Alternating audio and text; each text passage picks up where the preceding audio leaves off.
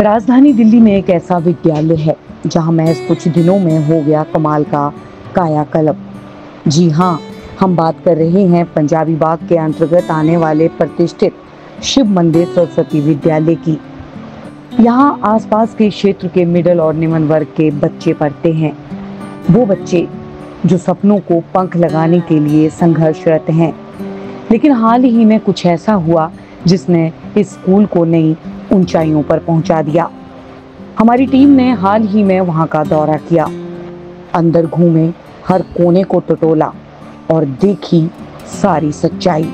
दोस्तों, इस वीडियो में अंत तक बने रहिएगा क्योंकि ये कहानी आपको प्रेरित कर देगी।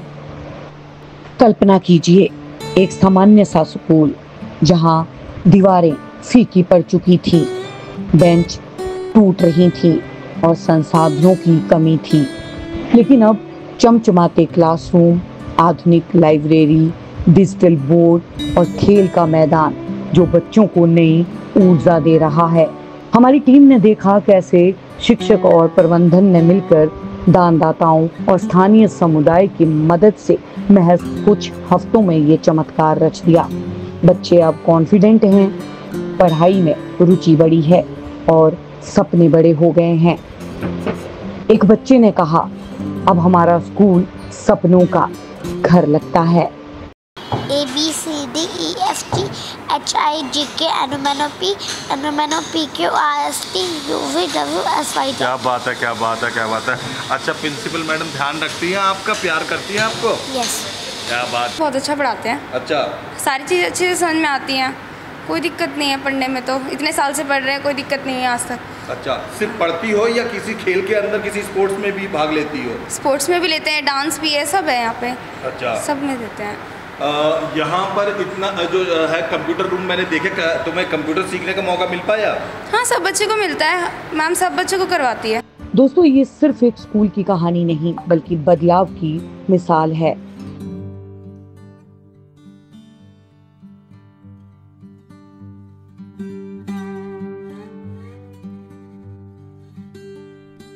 सभी दर्शकों का स्वागत है। इस समय हम श्री शिव मंदिर सरस्वती बाल विद्यालय के पास मौजूद हैं जो भगवान दास नगर पंजाबी बाग में है।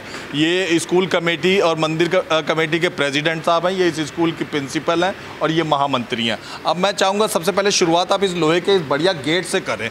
आमतौर पर मजबूत बढ़िया गेट लगा, अभी हाल ही में लगा हुआ है।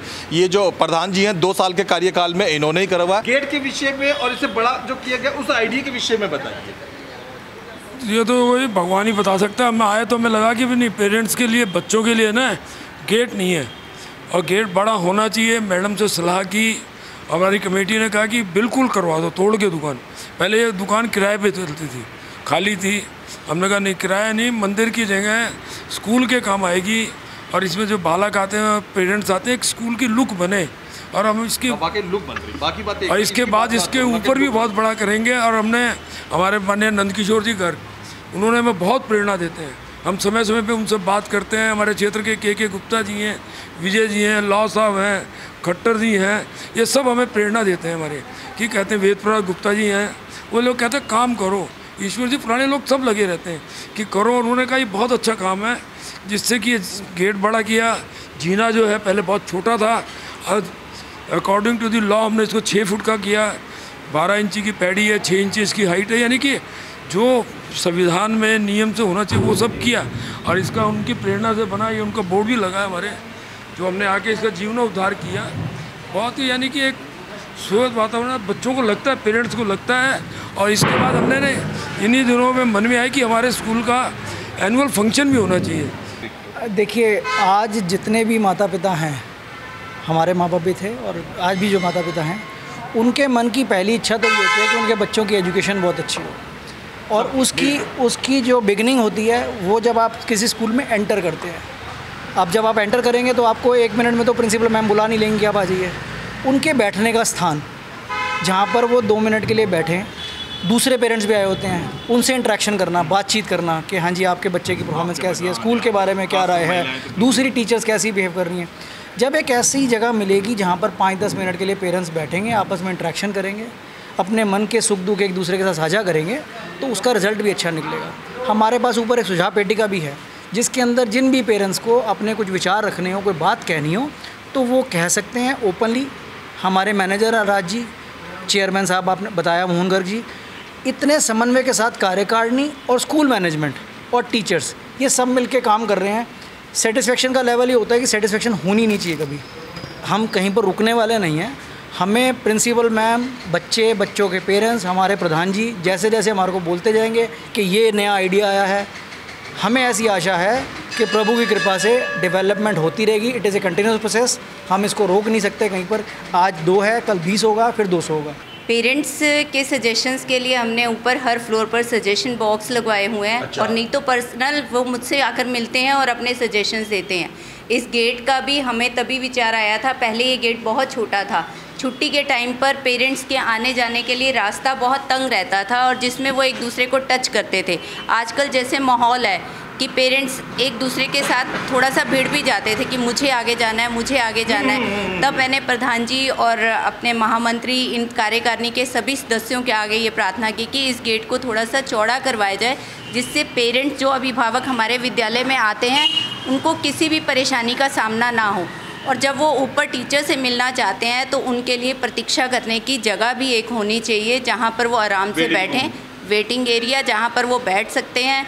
और तब गार्ड हमें ऊपर आकर बताते हैं कि ये पेरेंट्स आपसे मिलना चाहते हैं, तो मैं उन्हें मिलने के लिए ऊपर अपने ऑफिस में बुलाती हूँ और उनसे पूछती हूँ कि आप क्या सजेस्ट करना चाहते हैं। तो अपनी हर प्रॉब्लम, हर समस्या को, इवन घर की हो, बच्चे की हो, सभी तरह की समस्याएं लेकर मेरे पास अभिभावक आते हैं। हमारा स्कूल लगभग 35 से 40 साल पुराना है और मैं यहाँ पर 35 साल से जुड़ी हुई हूँ। मैं यहाँ पर as a nursery teacher appoint हुई थी, उसके बाद मुझे टीजीटी प्रमोट किया गया और फिर प्रिंसिपल की पद के लिए मुझे चुना गया। यहाँ के बच्चों बहुत ही हमारे लोअर फैमिली से बिलोंग करते हैं, लेकिन यहाँ की मैनेजमेंट, जो भी कार्यकारिणी के सदस्य हैं, वो हर पल तत्पर तैयार रहते हैं, हर पल बच्चों की सहायता के लिए। किसी भी प्रकार से उनको कोई दुविधा में नहीं पड़ना चाहिए। अगर बच्चों को यूनिफॉर्म नहीं है तो यूनिफॉर्म प्रोवाइड कराते हैं, बुक्स नहीं है तो बुक्स प्रोवाइड कराते हैं। जितनी सहायता बच्चों की हो सकती है वो लोग, अपना ध्यान बच्चों की तरफ ही रहता है उनका कि बच्चों को कैसे हम फैसिलिटी प्रोवाइड करा सकते हैं। यहाँ पर छोटे छोटे बच्चों के लिए नर्सरी क्लासेस में एसी की व्यवस्था की गई है। हमारी जो कार्यकारिणी अब 2 साल से आई है, उन्होंने प्रवेश गेट को चौड़ा करवाने का काम करवाया है। सीढ़ियों का जीर्णोद्धार उन्होंने किया है। इंडोर और आउटडोर गेम्स के लिए उन्होंने ऊपर बच्चों के खेलने की व्यवस्था बहुत अच्छे तरीके से की है। और सिक्योरिटी के लिए बच्चों की जो हमारी वॉल्स की बाउंड्री है वो लोहे की ग्रिल से कवर कराया है कि बच्चों को कोई भी किसी तरह का नुकसान ना पहुँचे।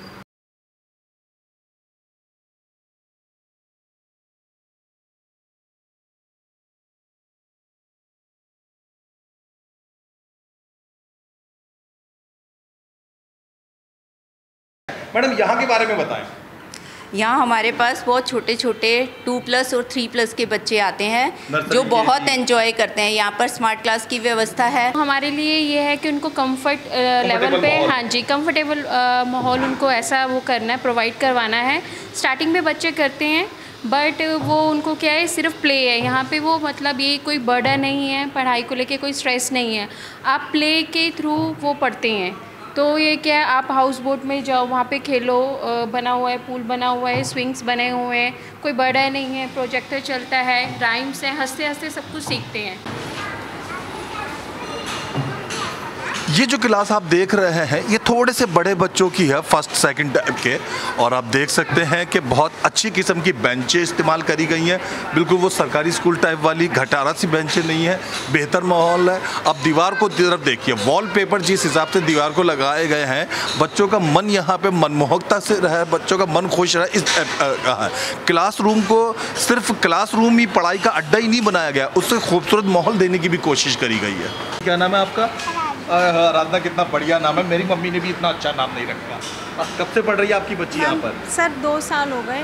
अच्छा, सही बताइए, बीइंग ए पेरेंट्स बेहतर कंफर्टेबल लगता है आपको अपने बच्चे को यहाँ भेज के? बहुत ही अच्छा फील होता है, मतलब comparison to other school much better है यहाँ पे। अच्छा। कितने समय से बच्ची यहाँ पे पढ़ रही है? आज 3rd में आ गई है, 2 साल से। तो लगा है आपने पहले के मुकाबले बच्ची में काफी प्रेशर नहीं है बच्चों पे, जैसे और स्कूलों में होता है। वो टीचर्स प्रेशर ना लेके बच्चों पे प्रेशर डालती हैं, पेरेंट्स पे डालती हैं। अभी मेरा बेटा 1st आया है, टच अच्छा, वुड पर मैंने मुबारक हो। उसको अपने दोनों ही बच्चों को ट्यूशन की आदत नहीं डाली है। टीचर्स लेते हैं रिस्पॉन्सिबिलिटी, टेस्ट कराते हैं बच्चों को प्रॉपर वे में कि बच्चा खुद करे। पेरेंट्स नहीं है कि ट्यूशन लगवाओ, जैसे और स्कूलों में होता है कि नहीं ट्यूशन लगवा दो, यहाँ भेजो, आप क्या पढ़ा रहे हो। नहीं, मुझे ऐसा कुछ फील नहीं हुआ है अभी तक। बहुत ही अच्छा मुझे रिस्पांस मिला है टीचर्स की तरफ से। और मुझे एक चीज़ बहुत अच्छी लगती है, पैसा मैटर नहीं करता है मैं ये चाहती हूँ मेरे बच्चे अपने हिंदू धर्म के बारे में जाने, जो आजकल बहुत चल रहा है। जो मुझे कई चीज़ें नहीं, मैं अपने बच्चों को नहीं बता पाती हूँ, वो स्कूल में मतलब बताएं। मेरी बेटी को काफ़ी सारे मंत्र भी आने लगे हैं और जानती है कि हाँ हमारा ये कल्चर है। बहुत चीज़ें हैं जो बहुत पॉजिटिव हैं। मुझे बताते हुए अच्छा लग रहा है, फर्श बिल्कुल साफ सुथरा है, कोई कूड़ा कचरा मुझे नज़र नहीं आ रहा है। मैं साथ में वॉश बेसिन देख रहा हूँ। वॉश बेसिन पे आमतौर पे बच्चे दालें, निशान, सब्जियाँ, हाथों के साबुन छोड़ देना, कहीं कुछ नहीं है। वॉशरूम बिल्कुल मुझे नीट एंड क्लीन हर तरफ से नज़र आ रहा है। ड्रिंकिंग वाटर के बारे में बताइए प्रधान जी, आपने क्या कदम उठाए यहाँ पे क्लासों के अंदर, बच्चों के अंदर?